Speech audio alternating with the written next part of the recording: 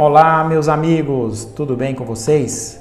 Sejam muito bem-vindos a mais um vídeo e hoje nós vamos falar de um assunto muito interessante e importante que é o de ferramentas gerenciais para gestão de projetos.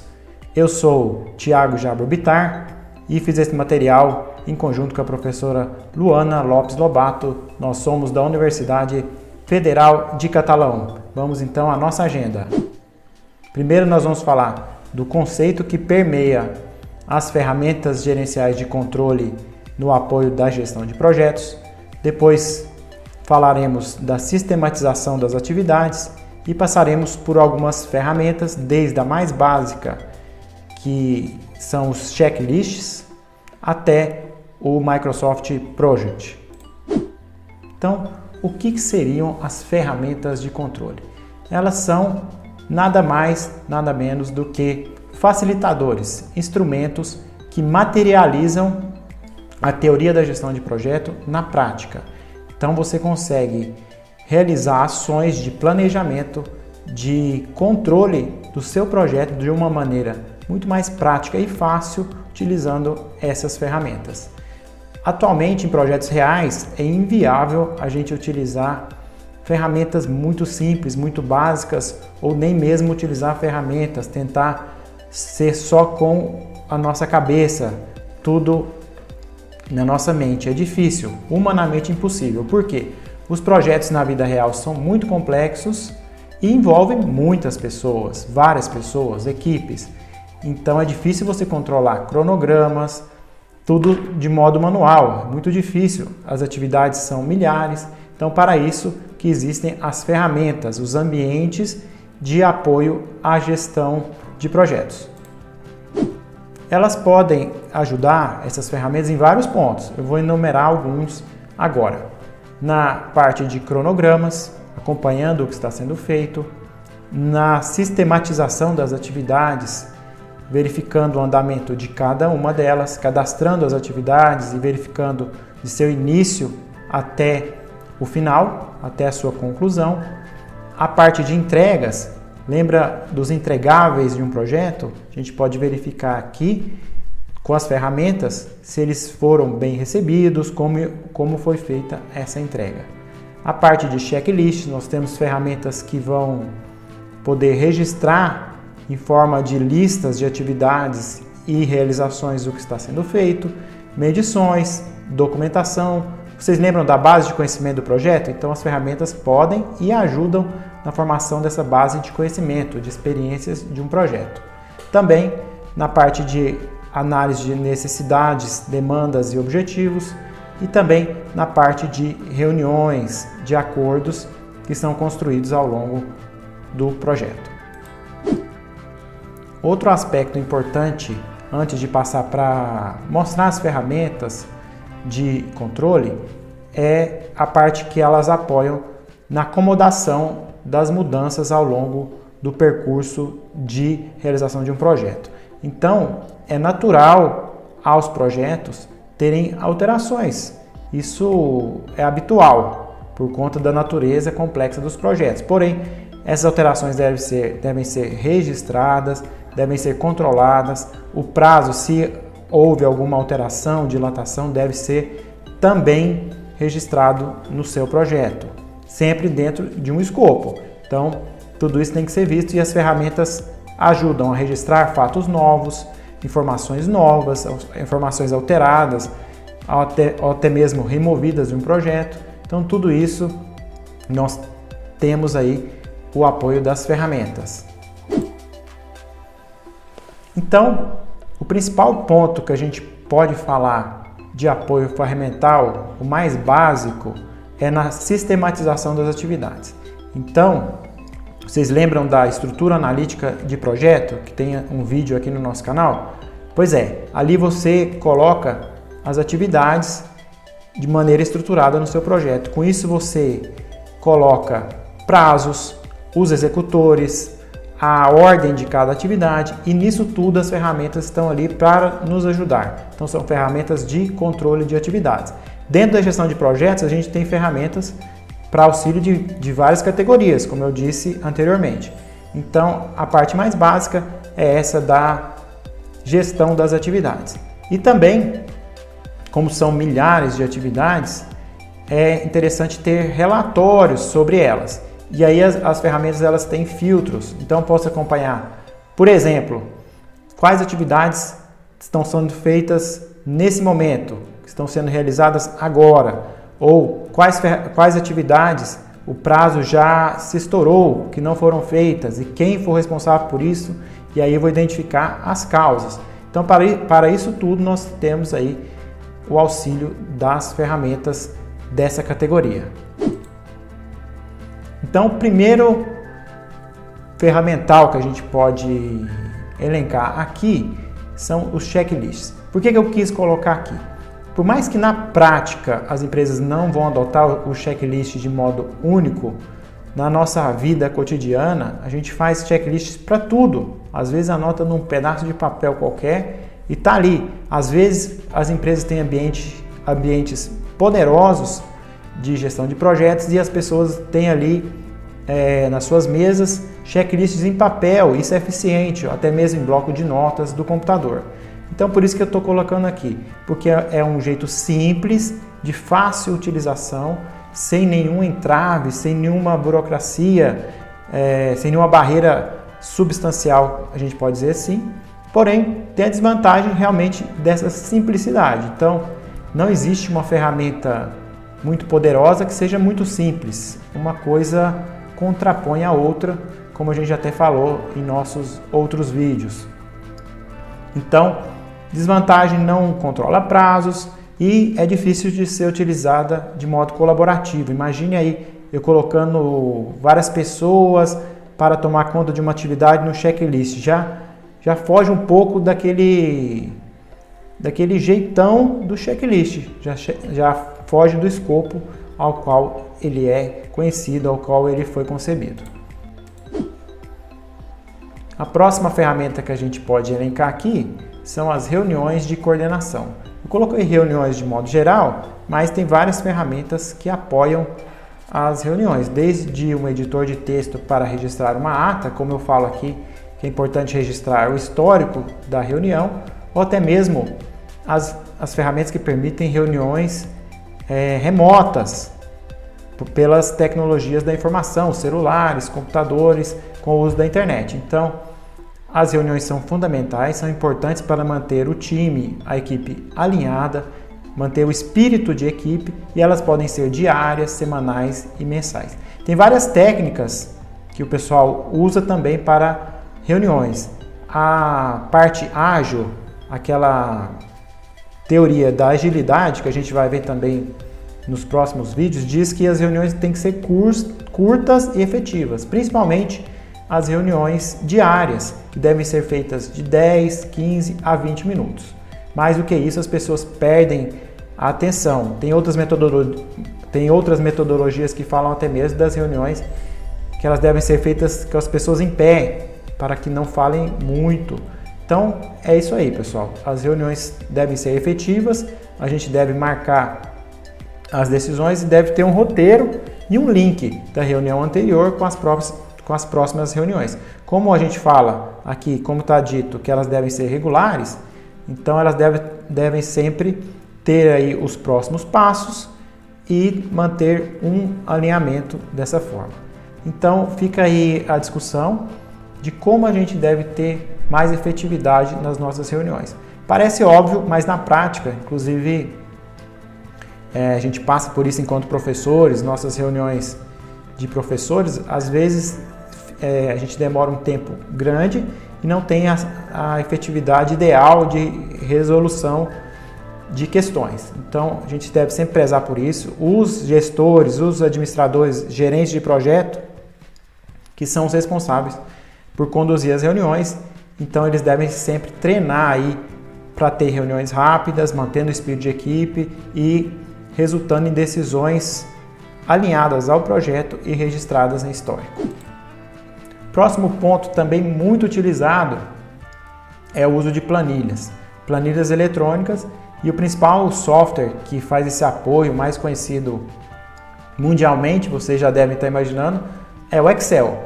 Mas tem software de planilha do Google, que é online, gratuito. Então tem vários softwares, aplicativos que auxiliam aí de forma genérica qualquer controle. Então pode ser utilizado para medir gastos e também para a gestão de projetos, dentre outras várias finalidades. Então eu baixei aqui, vocês podem também fazer esse teste, uma planilha de monitoramento de projeto para verificar as atividades.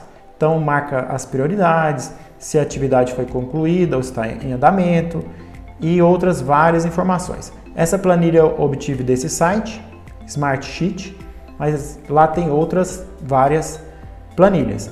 A questão das planilhas é que elas não são, digamos assim, sistemas, como um project, já vem pronto para você preencher os campos, já tem os relatórios, aqui você tem que produzir os relatórios, trabalhar com as famosas macros, as fórmulas, então tem toda essa questão de ter a necessidade de um especialista em planilhas para ter os melhores resultados. Vamos então a mais uma planilha aqui que eu obtive o modelo, já de outro site, o escritório de projetos, está o link completo aqui.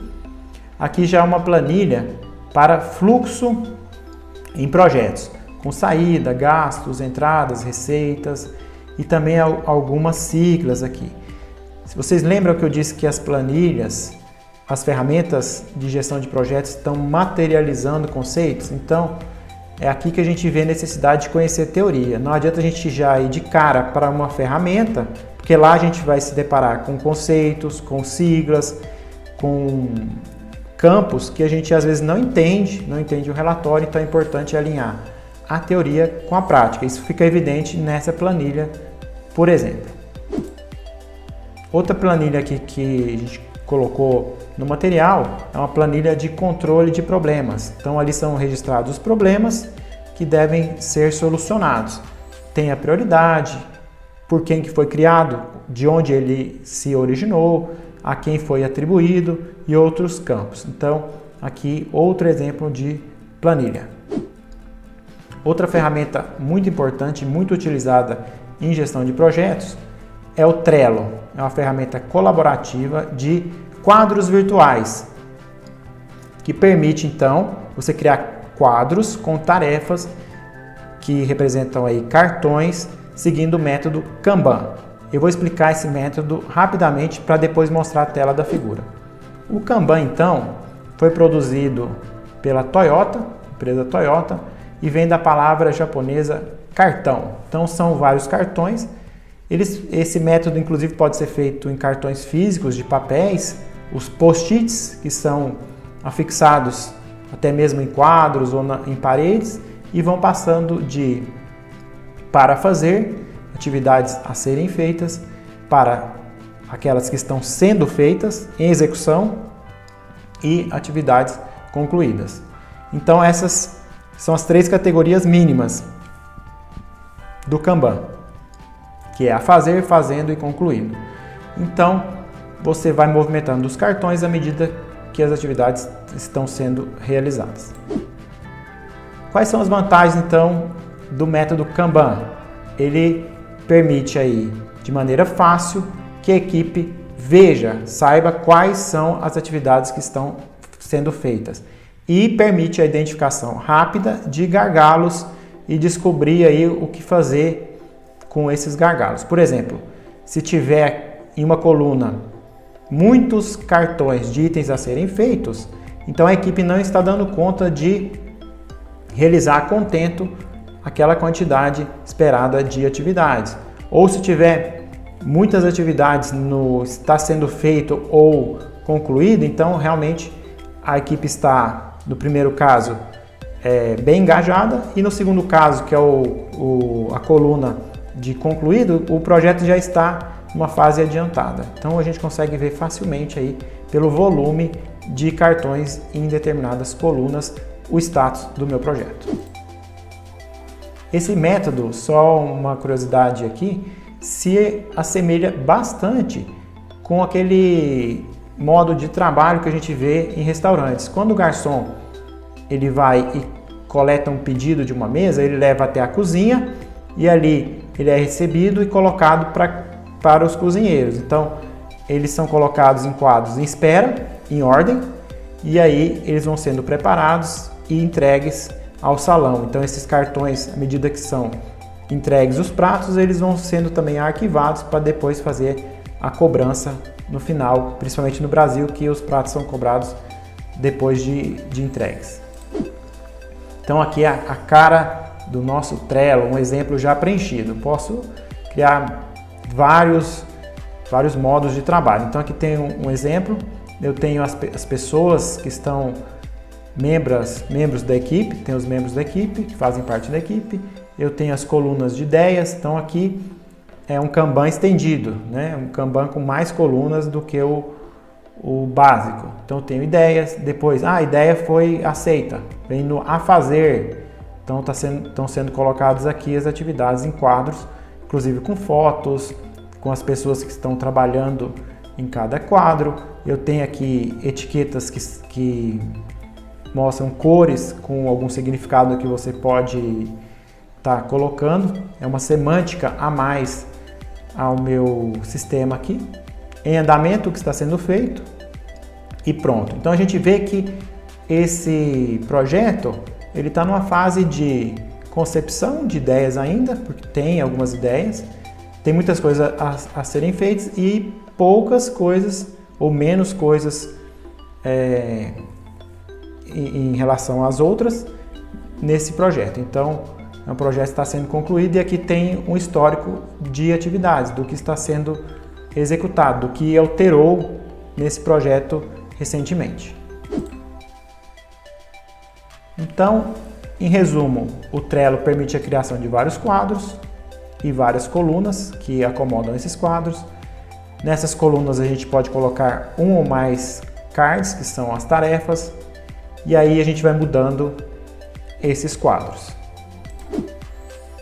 Passando agora para o Project, que é um software muito conhecido, tradicional, da grande empresa Microsoft, que é uma suíte, um conjunto de aplicativos com várias funcionalidades para a gestão de projetos. Aqui a gente pode ver tarefas, programa de mentoria de empregados, de treinamento de empregados e um cronograma ali, ó, a sequência de atividades e as datas.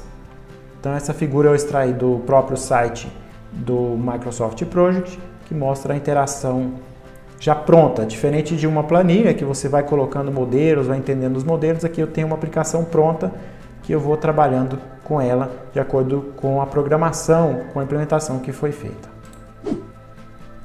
A questão de preços do Project é bem legal de falar, é que nós temos hoje planos, softwares antigamente no modelo anterior do que é utilizado hoje, eram vendidos em pacotes, onde eu tinha o CD, a venda do CD ou do download do programa instalado na máquina.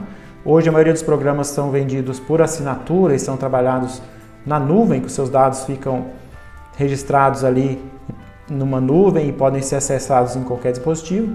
Então nesse pacote atual, nós temos o mais barato, de R$ 47,20 por usuário por mês para trabalhar no Project. Então, é um custo que existe. A maioria das ferramentas, as melhores ferramentas, elas são pagas.